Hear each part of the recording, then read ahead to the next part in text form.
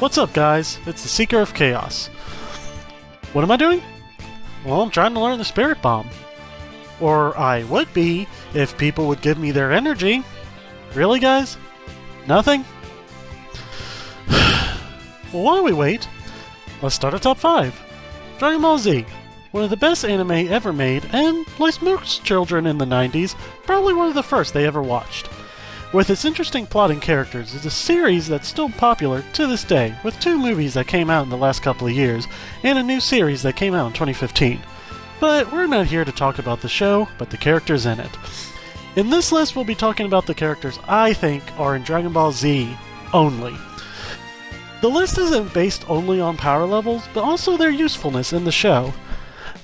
Even though they have been out for a couple of years, I will be doing some few spoilers from the movie, so if you haven't seen them and you don't really want to know anything right now, I'll give you a moment to click on another video if you want. Still here? Then let's get started. Number 5. Krillin. Yes, Krillin. I know what y'all are thinking. Krillin sucks. He dies the most in the show. Blah, blah, blah. Let me tell you why I like him so much. He is the most useful human character in the show. Why? He's fought every major bad guy at least once. Yeah, he may have gotten beat and killed a couple of times, but at least he tried, knowing full well he would lose, but he still tried.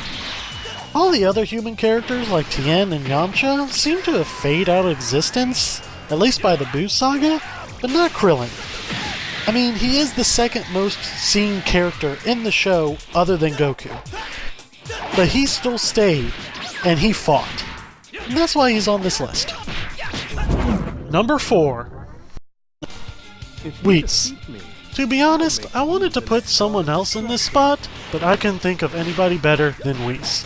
He's still a pretty new character, first introduced in the Battle of Gods movie, but I fell for him quickly. This guy is the strongest being in the universe, but he doesn't really like to use it. He's the teacher of Goku, Vegeta, and Beerus, and that's really all he does, is teach. Well, that and try and keep Beerus from destroying everything, but that's what makes him awesome. He never seems to get mad or annoyed over anything, and he never really fights unless he has to, which really isn't that often. He does like to eat a lot and gets bribed with food, but he did go out of his way to protect Bulma from Frieza, who was making all the food that he eats at the time, and saved her when Frieza blew up the planet. This teacher of the gods is probably the most chill guy on the show, and that's why I like him so much. Good grief. Number 3. Lord Beerus. Before creation comes destruction. One of my favorite quotes in the show, and is said by none other than the god of destruction himself.